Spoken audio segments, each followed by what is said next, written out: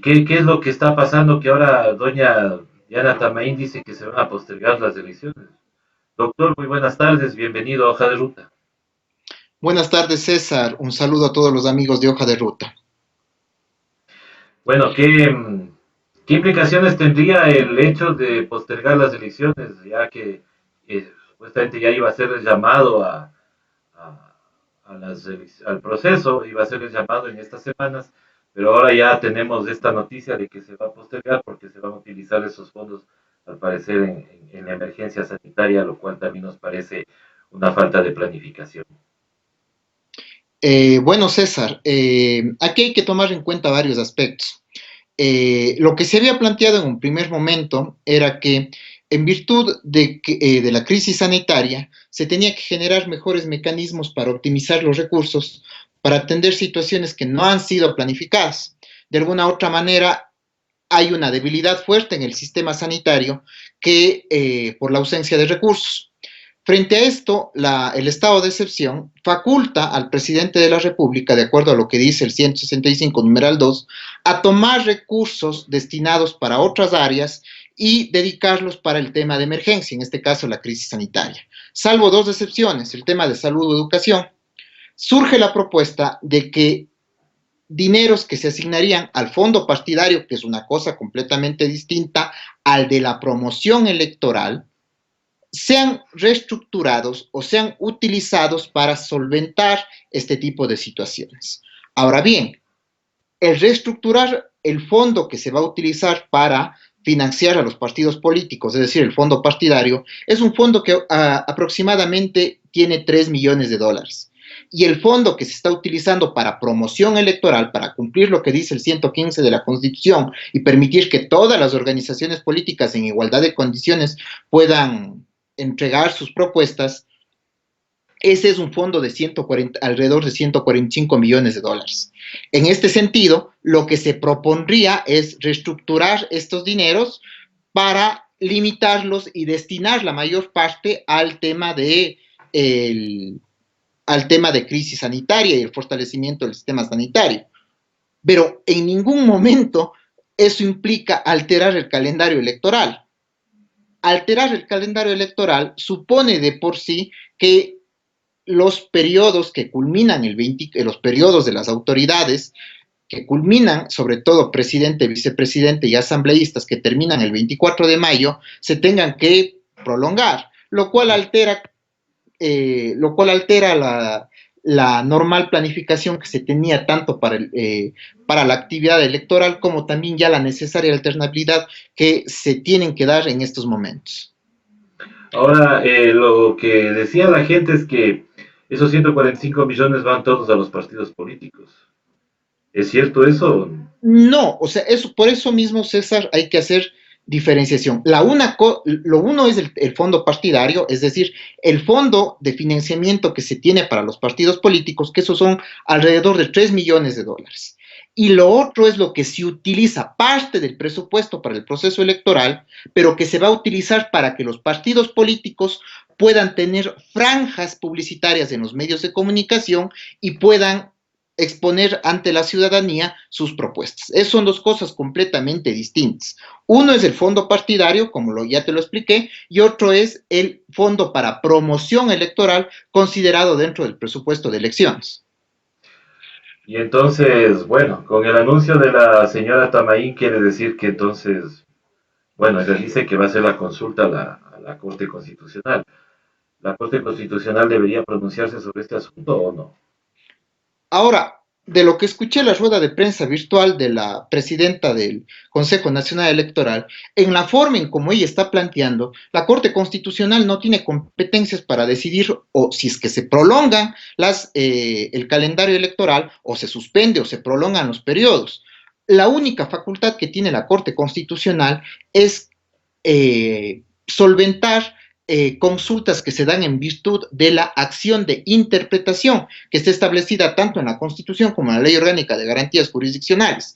Y esta única y exclusivamente puede hacer el presidente, pueden hacer las autoridades de las funciones del Estado para consultar sobre sobre el contenido o el alcance de las disposiciones constitucionales de la parte orgánica, es decir, de la parte que regula las funciones y las competencias de órganos y autoridades estatales.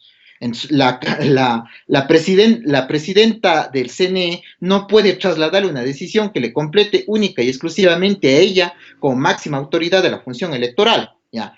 Y que en el caso de materializarse, extendiendo el periodo, suspendiendo el calendario electoral, reestructurándolo y suspendiendo, y mejor dicho, prolongando los periodos, sería de circunstancias que generarían o alterarían el orden político, si es que podemos decirlo de por medio. Es decir, ella no podría eludir esa responsabilidad que tiene ella y que mal estaría estableciendo ya o abriendo la posibilidad de dejar de cambiar el calendario electoral.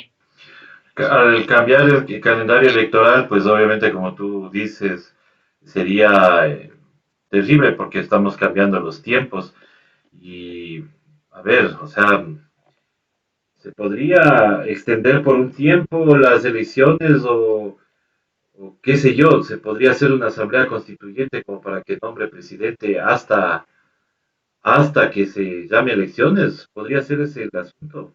No, esas son situaciones que no están consideradas ni en el ordenamiento constitucional ni en el ordenamiento infraconstitucional.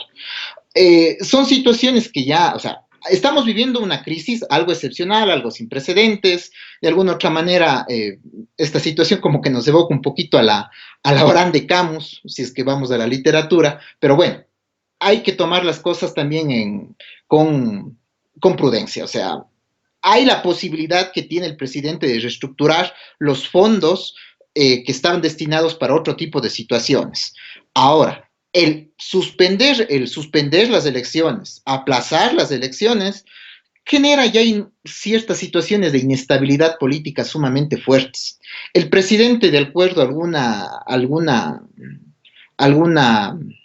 encuesta que vi en estos momentos, tenía se le calculaba con el 6% de aprobación, lo cual ya supone,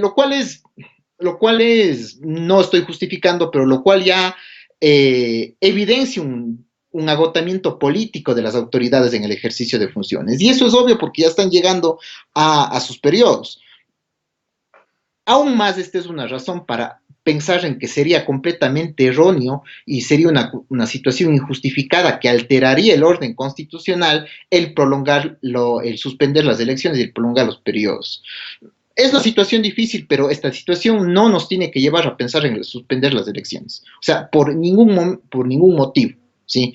Esto lo que se estaría planteando es generar mecanismos que ayuden a obtener mayores recursos, como por ejemplo, sí, en la reestructuración de ciertos dineros que se van destinados para promoción electoral. Yo me mantengo que sería factible de hacerlo sin suspender las elecciones, pero también otras situaciones, como por ejemplo la condonación del pago de la deuda externa, es decir, declarar no destinar nuestros recursos al pago de la deuda externa. Parece que el ministro de Finanzas ahorita está con una desesperación de tratar de cancelar los bonos global. O sea, bueno, aquí también cabería quiénes son los beneficiarios, la pregunta, quiénes son los beneficiarios de estos fondos global, ¿no? Por lo que el ministro de Finanzas está tan desesperado en destinar el pago de esto para supuestamente disminuir el riesgo país, ¿no? O sea, hay que ver de dónde se sacan recursos, pero esto no puede llevarnos a pensar a suspender las elecciones. Esto sería algo que generaría problemas incalculables. Claro, problemas incalculables que igual tendríamos que seguir pagando el pueblo ecuatoriano, ¿no? Porque Así las es. medidas que se van a venir es contra nosotros. Un poco cambiando de tema, porque obviamente hemos tratado esto sobre de dónde nomás tienen que coger plata, porque lo que nos preocupa es que el presidente de la República dijo que tenía 80 millones que se había conseguido de los multilaterales para enfrentar esta emergencia. Sin embargo, al parecer no asoman esos 80 millones y por eso se toma mano de esto, ¿no? Ahora, ¿quién tendría que analizar en definitiva, quién tendría que analizar el cambio o el que se tomen recursos de otros sectores para atender la salud, cuando se anuncia que hay un préstamo de 80 millones? Es que eso justamente son situaciones ¿por qué no decirlo?, del desgobierno actual. O sea, la planificación económica que tiene el gobierno nacional es pésima. No ha preveído la posibilidad de crisis como estas. Es decir, estamos atravesando una crisis fuerte, pero resulta que si es que se viene una crisis no pensada como algún desastre natural añadido a esta crisis que estamos pasando, que ojalá no suceda, es decir, la situación se complica aún más. No hay una planificación para crisis, no hay una planificación también de acuerdo a los ingresos que deben destinarse a áreas prioritarias como salud, educación. No hay una planificación también del endeudamiento público. Es decir, el desgobierno que tenemos nos lleva a pensar que de alguna u otra manera sí es necesario agilitar este proceso de alternabilidad democrática sin ni siquiera pensar la posibilidad de suspender el tema de elecciones.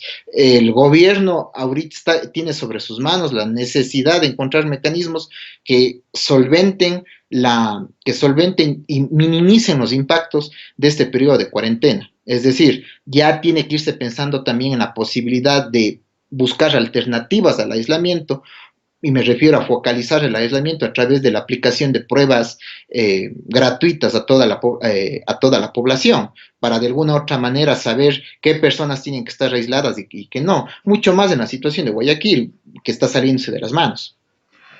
Y viéndonos a ese tema de Guayaquil, bueno, ¿qué implicaciones tendría como para la alcaldesa de Guayaquil el hecho de haber cometido este error monumental de cerrar una pista? Ella dice que se escuda en que el gobierno dijo que nadie entra, nadie sale. Pero, o sea, no hay comunicación entre el gobierno nacional y los gobiernos seccionales de que no le avisaron a la señora que hay unos vuelos en calidad de humanitarios que están llegando para sacar gente del Ecuador, que son extranjeros que quieren regresar a su país, lo cual no hemos hecho nosotros como Estado ecuatoriano al ir a traer a nuestros compatriotas que están en otros lados, ¿no? Así es. De alguna otra manera es impensable de que no, en este caso, el GAT cantonal de Guayaquil no haya sabido que en este caso se estaban realizando esta aplicación de vuelos de emergencia para sacar extranjeros que estaban varados tanto en los aeropuertos de Quito como Guayaquil, así como están varados y continúan varados nuestros connacionales en varios aeropuertos a nivel mundial, y el Estado, como bien vos dices, no ha tomado las cartas en el asunto. Pero bueno, resulta impensable de que el GAD, en la persona de la alcaldesa, no haya estado enterado de que se iban a aplicar estos vuelos humanitarios. ¿Ya? Ahora bien, frente a esto hay, como siempre, una posición ambigua, discrecional por parte del gobierno. El gobierno nacional no genera mecanismos de coordinación. Y no genera mecanismos de coordinación porque no ejerce adecuados mecanismos o canales de diálogo. ¿Ya? Con la alcaldesa de Guayaquil, en la persona de la ministra Romo, se habló de no polemizar. Es decir, que esta situación era una situación irregular, pero que bueno, ya había pasado y que no entremos a polemizar.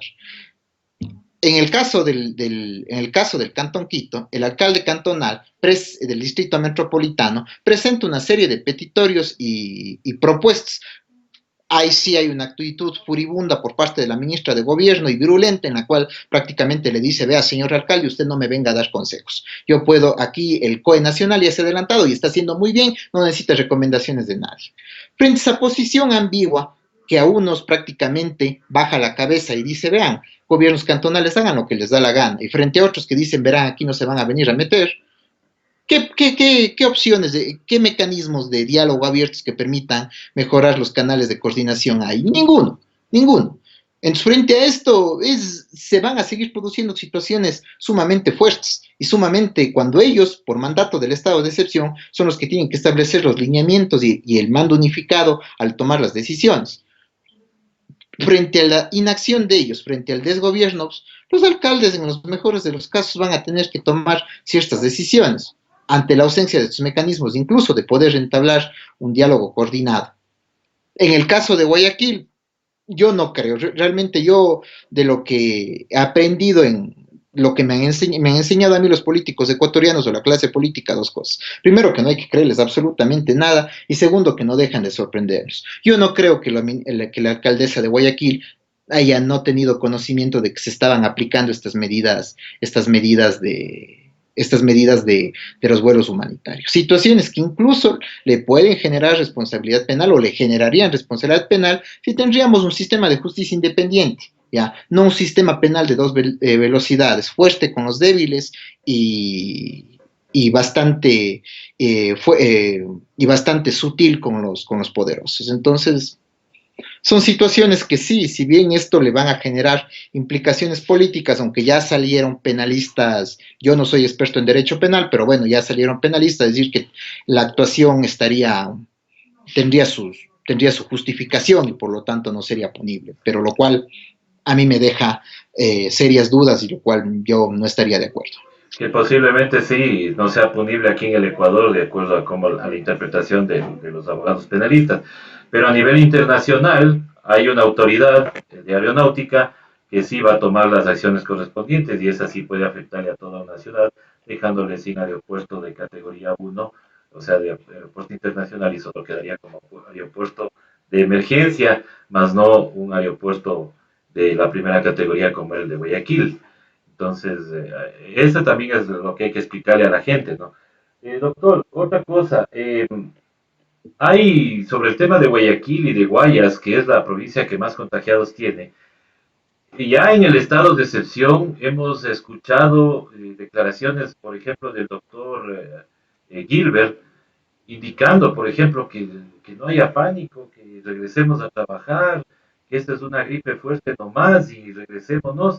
Y al mismo tiempo también el economista Alberto Acosta, él habla de que no generemos pánico y que, el, y que esta pandemia no es tan mortal, más mata el SIDA, pero estamos viendo que la gente está muriendo por cientos en Italia, en España y acá en el Ecuador también ya tuvimos 4 fallecidos desde ayer a ahora.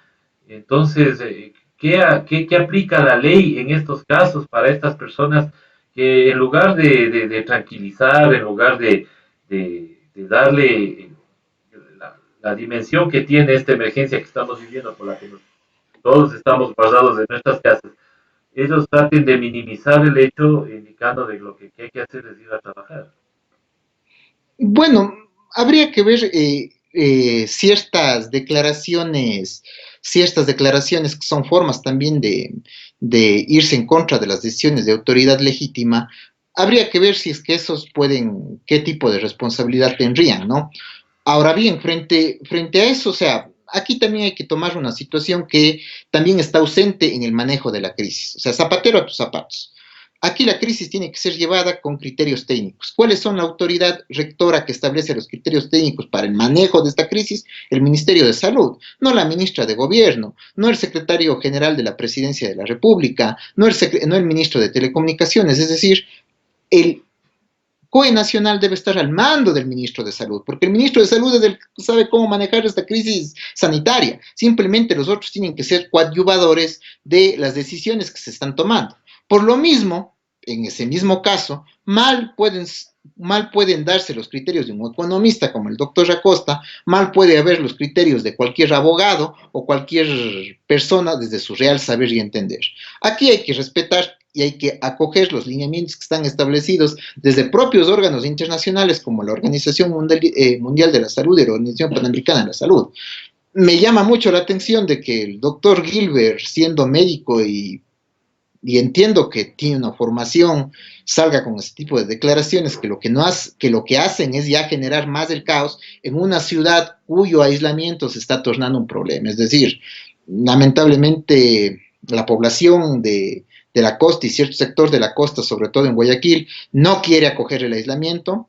Hay explicaciones de orden social. Entiendo que para una persona que vive del día a día, pedirle que se quede en su casa es criminal, pero bueno, aquí el Estado tampoco está tomando medidas para ayudar a esas personas que van a tener fuertes afectaciones al no obtener sus ingresos de subsistencia. Entonces, son situaciones que en Guayaquil se están saliendo de las manos y que incluso entiendo que eso es lo que ya ha llevado a que se establezcan incluso ya las opciones de la zona de seguridad, por ejemplo. Sí, esa zona de seguridad implica que solo los militares son los que mandan en esa jurisdicción. Eso es lo que deberíamos explicar a los amigos que nos escuchan. Porque muchos dicen que como la alcaldesa pues ha dado positivo en el contagio del COVID-19, en este caso ya pierde la jurisdicción ella y quien está a cargo son los militares de todo Guayaquil. ¿Es así, doctor, o cómo es la situación? Bueno, primero que el tema de la zona de seguridad entiendo que es un planteamiento que están analizando dentro del COE nacional, pero el establecimiento de una zona de seguridad tiene que hacerse a través de un decreto de estado de excepción, cuya facultad la tiene solo el presidente de la República, no el vicepresidente, no la ministra de Gobierno.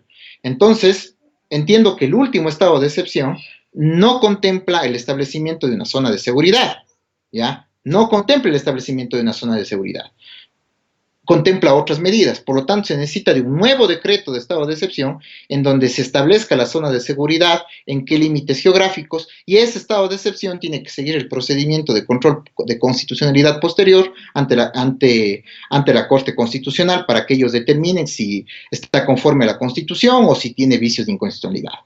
Entonces, todavía no existe el establecimiento jurídico de un estado de una zona de seguridad. ¿Qué implica el establecer que un espacio geográfico sea controlado con situaciones excepcionales? Es decir, en este caso, que la zona del Guayas sea Fuerzas Armadas quien establezca los lineamientos tanto de seguridad, de corredor humanitario para el acceso a medicamentos o alimentos, las restricciones en temas de movilización y otro tipo de situaciones que estarían a cargo de Fuerzas Armadas. Ahí sí no sé en dónde van a quedar el tema de gobiernos autónomos descentralizados, porque entiendo que al establecer una zona de seguridad, prácticamente el mando unificado va a estar en Fuerzas Armadas.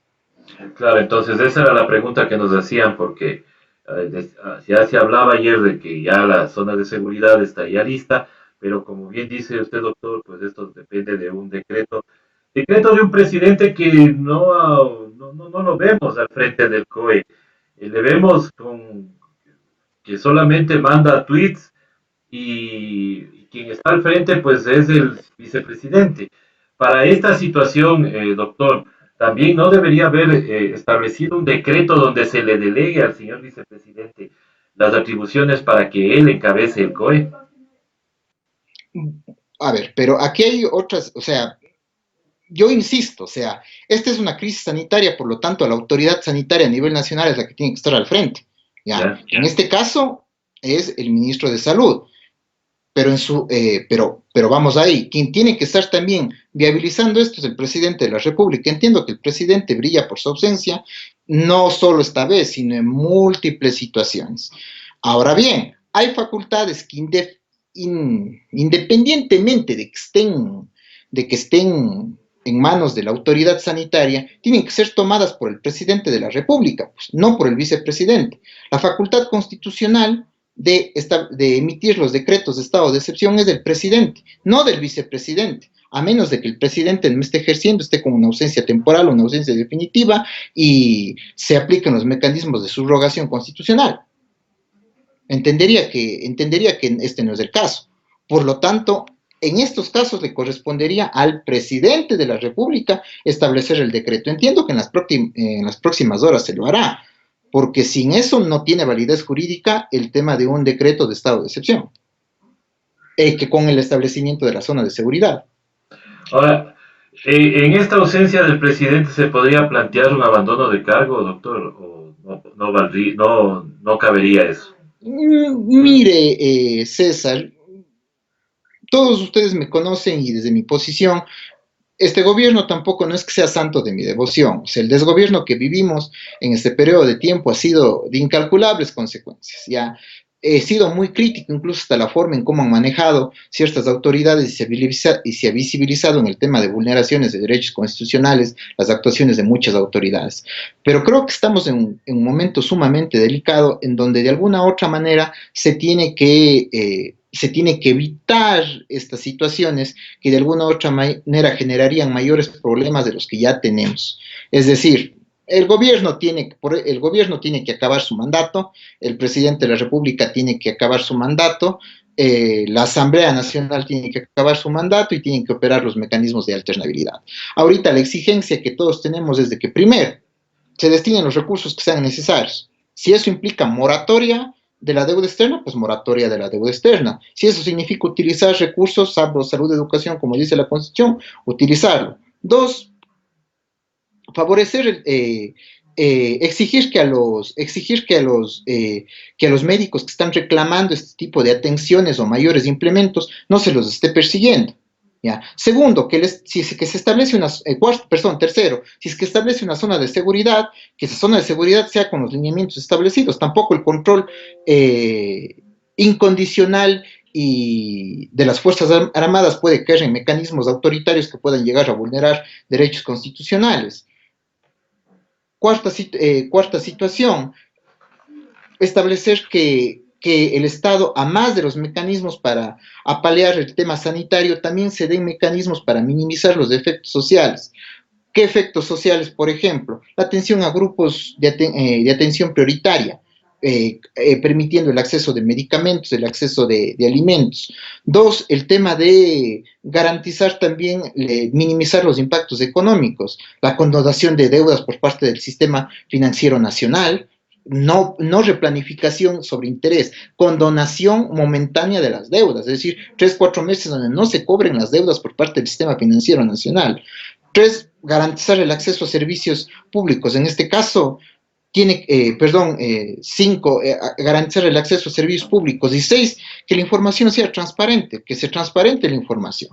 Entonces, de ahí a pensar de abandono de cargo, no, yo creo que hay que ser un poquito prudentes. Bueno, esa es mi opinión y hay que exigirle que el COE Nacional cumpla con lo que dice la Constitución y la ley, pero hasta ahí nomás.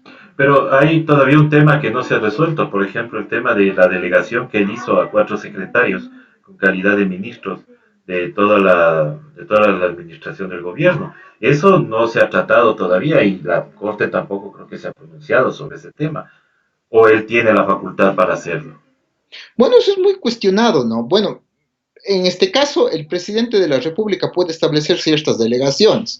Entiendo, lo ha hecho a ciertos ministros que son los que siempre están saliendo y están acaparando toda la opinión pública y son los que tienen celos de que su opinión sea contradecida frente a la opinión pública.